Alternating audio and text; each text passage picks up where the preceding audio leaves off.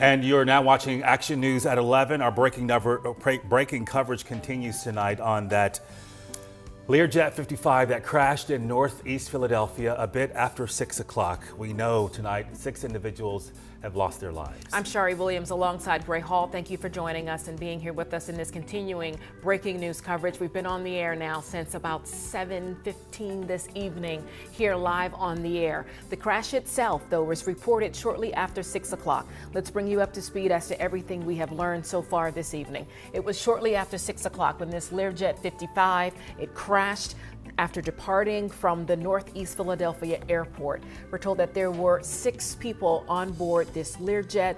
The plane was en route to Springfield Branson National Airport in Missouri.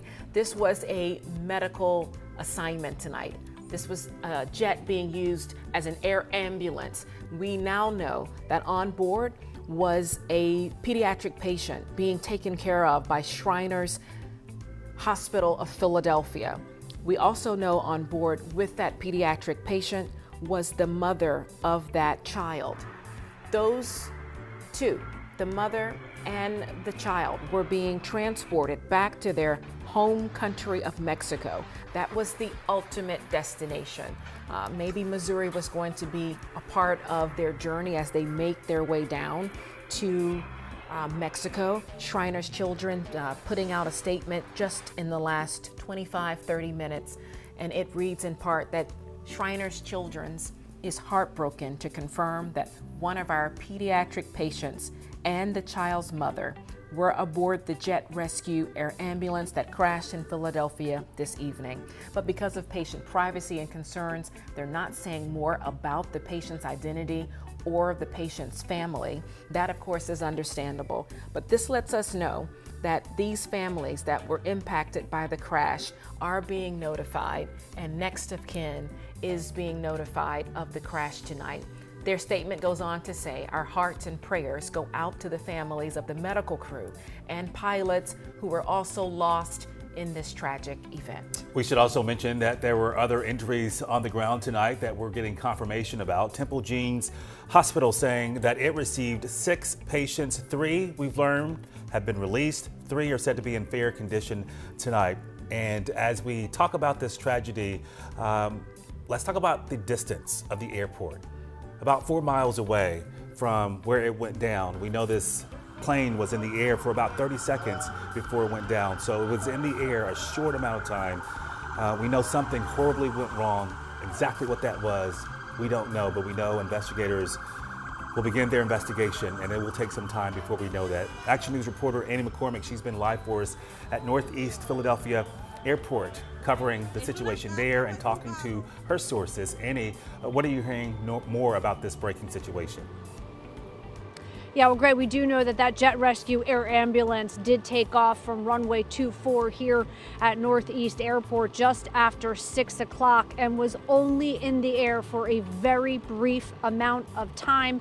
The company saying that the crash happened at about 25 past 6. That is when the crash did occur, of course, with 6 people on board, including that young patient, the patient's mother, a patient of Shriner Hospital, and also the medic staff on board and the pilots as well. We can tell you that when we arrived here, we were able to see a number of federal investigators responding. Governor Shapiro did confirm that 4 investigators from the FAA and 4 from the NTSB were dispatched out here. We saw them load up. There seemed to be a meeting inside, and then they took off, presumably to go to the crash site. And there's a couple things that they're going to be looking at, as with any crash. They're going to be looking at weather conditions. Those in the aviation community have explained to me that these types of jets do have different instruments that are able to be used in weather conditions that might be a little bit rougher than a normal plane. It depends on the type of instruments, but because this is a medic jet, they have those instruments that rain may not be too much of a problem for them. They're going to be looking at a number of other things, including the transmissions. You heard the aviation expert talk about that. You also heard him talk about how he anticipated that the plane was supposed to make a left turn and it did not. They're going to be looking at the fuel. I'm told that already tonight, shortly after the crash occurred, heard that they were checking the fuel out here. One of the things they were checking is to see whether or not any water, maybe from the inclement weather, got into that fuel. That's one thing I'm told is protocol when this all happens. The other thing that many people are curious about is with the engine. Was this an engine failure situation? There is still so much to go through. Of course, officials on all levels are coming together tonight to work on this. Mayor Cherelle Parker said this a short time ago. Let me start by thanking each of you for being here. I want to go through some basic facts about what we know for certain right now. An aircraft went down in the vicinity of Roosevelt Mall on Cottman Avenue. This occurred shortly after 6 p.m. this evening.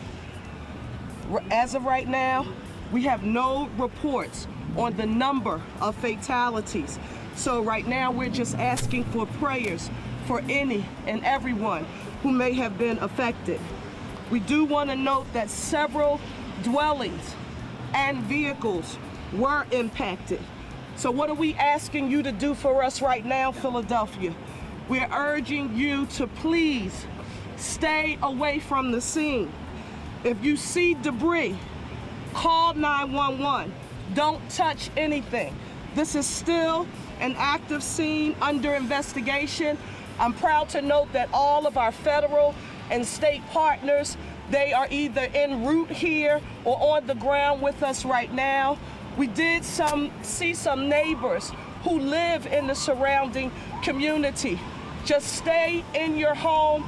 Again, it's still an active scene and it's under investigation. This is only the first of many briefings, I'm sure, to come on this evening. And of course, when daylight comes, when we have more facts and information to share with you.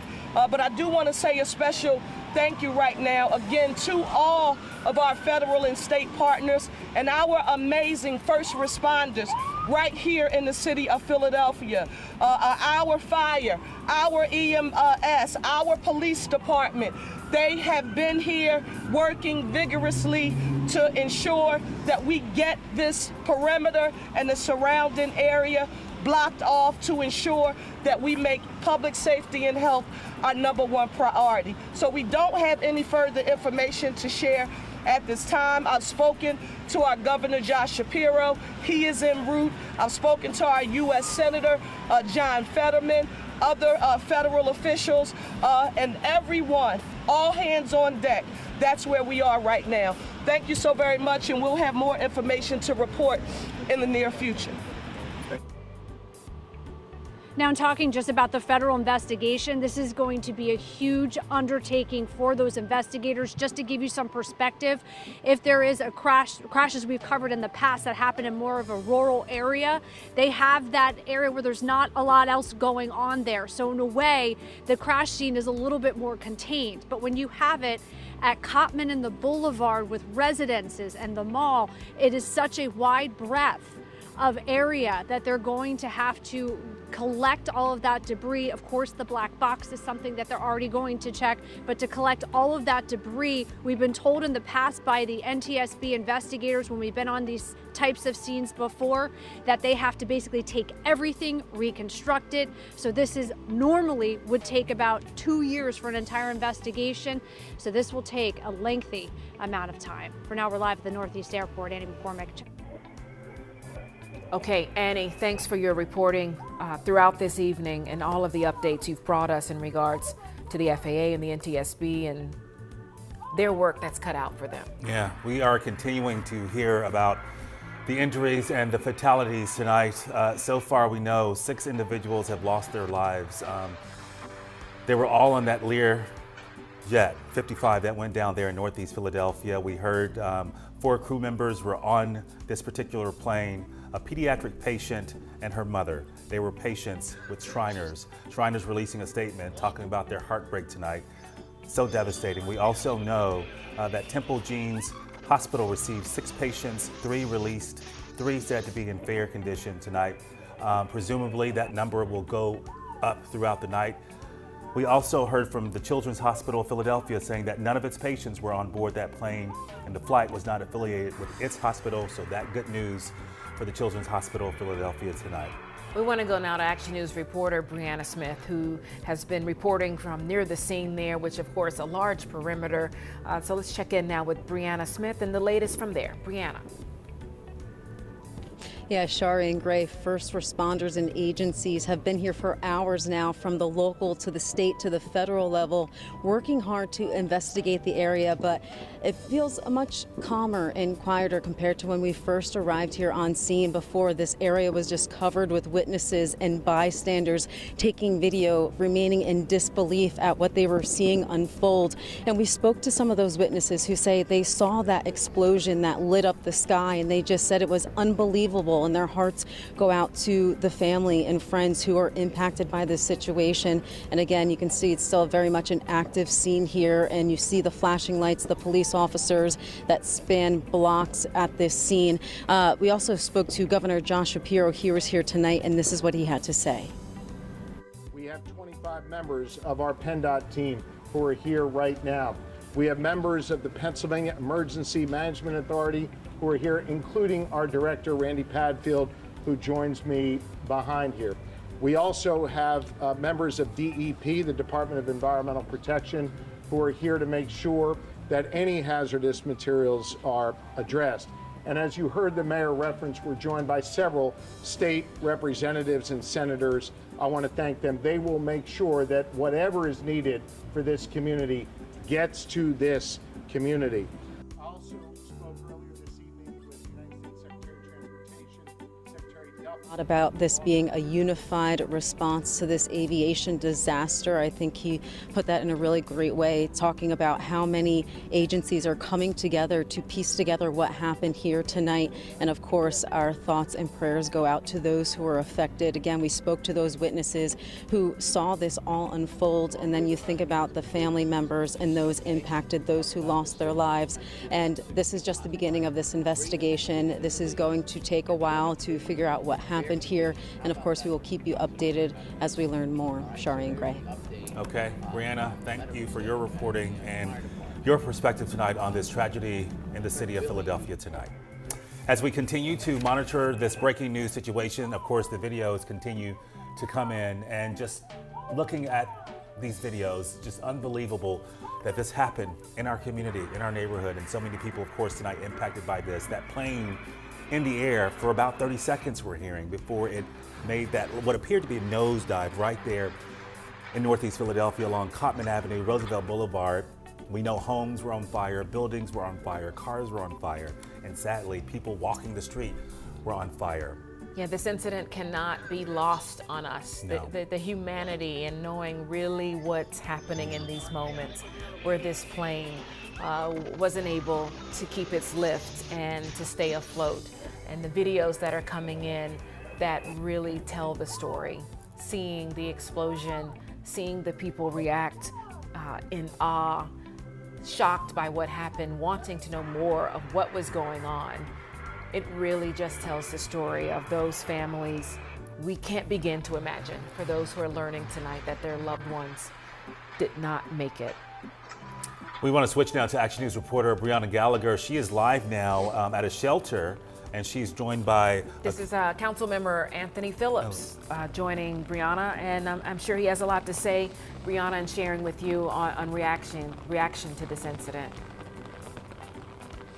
Yes, great, Shari. As first responders and officials are still on scene, volunteers are making their way here to Samuel Fells High School. And this is where officials are telling people to come. If you need shelter, you can't get into your home, this is where you should come. And I'm joined, by council member right now. Why are you out here tonight? Yeah, I'm out here because a lot of our residents have been impacted. I represent this lower northeast part of the district, and this is our high school.